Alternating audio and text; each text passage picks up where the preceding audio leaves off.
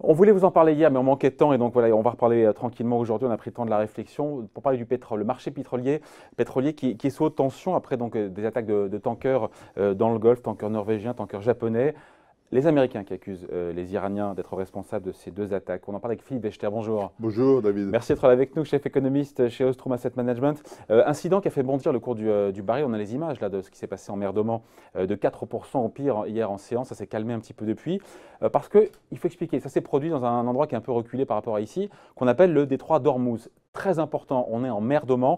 Dans ce détroit, on voit les images là, transit chaque jour 19 millions de barils. C'est énorme, c'est 20% de la consommation mondiale. C'est 30% du pétrole qui est transporté par voie maritime, donc c'est colossal. C'est un passage qui est hautement stratégique et qui est contrôlé par Téhéran.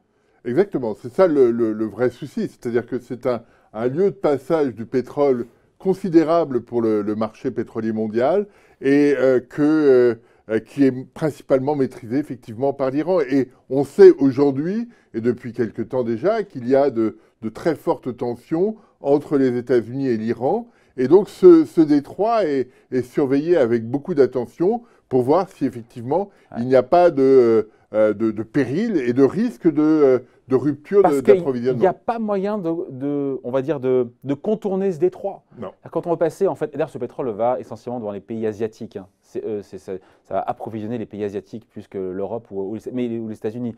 Mais il n'y a pas moyen, c'est obligatoire. Exactement, exactement. Et les Américains ne maîtrisent pas ce passage. Et la vraie difficulté aujourd'hui est que depuis la montée des tensions avec l'Iran, on sent qu'il y a des risques de montée des périls, si je puis dire, entre l'Iran et les États-Unis. Et donc, c'est ça la vraie difficulté. C'est un point qu'on surveille depuis quelque temps déjà, sans savoir exactement ce qui pourrait s'y passer. Mais c'est un point important, compte tenu notamment de l'attitude de l'administration américaine, notamment de quelqu'un qui s'appelle John Bolton, qui occupe le poste de la sécurité nationale et qui est plutôt un va-t-en-guerre vis-à-vis de l'Iran. Ouais.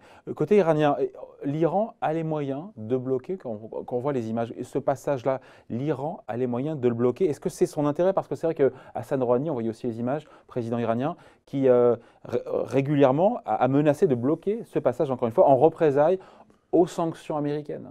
Oui, mais c'est tout le jeu qu'il y a actuellement entre les Américains et l'Iran. On est dans la rhétorique aujourd'hui, même s'il y a des incidents. Il y a des incidents, mais pour l'instant qui restent limités malgré tout. Mais on sent bien que tout est à fleur de peau et que les intérêts sont terribles. C'est-à-dire que les Iraniens, les Américains, il y a 2-3 jours, ont réduit encore davantage la capacité d'exportation des Iraniens sur la pétrochimie. Ouais. Et donc, d'un seul coup, après les arrêts d'exportation de pétrole, on réduit les exportations de pétrochimie, ce qui fait que la situation iranienne devient franchement compliquée à gérer. Et donc, on peut imaginer qu'il y ait des mesures de représailles, comme dans d'autres régions du monde, il y a eu des représailles sur les États-Unis. Je pense aux tensions qu'il y a avec la Chine. On voit bien que c'est d'une autre nature, ouais. Mais on voit bien qu'on est dans les mêmes problématiques. Ouais. L'Iran a souvent menacé par le passé de bloquer, encore une fois, ce n'est pas nouveau, ce détroit d'Ormuz, sans jamais mettre à exécution cette menace. On se dit que si on est optimiste et positif, c'est pour faire pression, pour négocier avec les Américains. Exactement, exactement. Et donc là, pour le coup, c'est pas grave. Hein. Ben, c'est le risque, si imaginons que le détroit d'Ormuz soit bloqué. Alors, on entend tout et n'importe quoi. Certains disent que si jamais Ormuz était bloqué, le pétrole, paf, il va à $200 le baril. On est à 60 aujourd'hui. Oui. Ben, c'est irréaliste, c'est déraisonnable, c'est fantaisiste. Au moins 100. Alors non, il peut aller à 100 ou 150, voire peut-être plus. Ça dépend le caractère hermétique de ce blocage. Mais vous savez, c'est un peu comme la menace nucléaire. Elle est dissuasive. Elle est dissuasive. Et c'est le rôle de la stratégie, et c'est la stratégie des Iraniens. Ouais. Et puis on se dit que si ce type d'incident devait intervenir, Philippe, dans cette zone avec des attaques militaires, des blocages du côté iranien, les Américains pourraient intervenir, mais en même temps, s'ils interviennent, voilà, c'est là pour le coup que le pétrole explose aussi. Oui, Donc c'est compliqué parce qu'en même temps, les Américains ne peuvent pas prendre le risque non plus de voir le cours du baril flamber.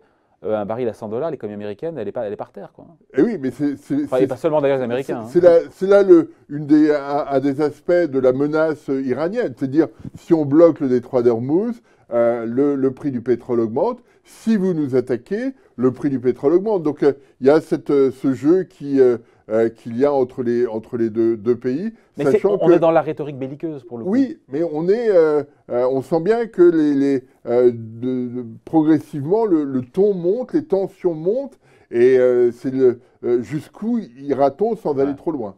Ouais, sachant que pour l'instant, les marchés ne s'emballent pas non plus. On a eu cette hausse en mi-séance de 4%, ce qui est beaucoup sur une journée pour le baril. En fin de journée, on est fini à plus 2, donc il n'y a pas d'emballement non plus du côté des marchés. Mais personne n'a envie de croire non plus que... Mais personne ne veut croire à la guerre commerciale, personne ne veut croire... La guerre commerciale, moi j'y crois, mais ça c'est autre chose. Non, mais les marchés n'y croient pas, les marchés actions n'y croient pas. Oui, oui, mais sur le pétrole, on a le sentiment quand même que c'est un jeu où tout le monde peut perdre.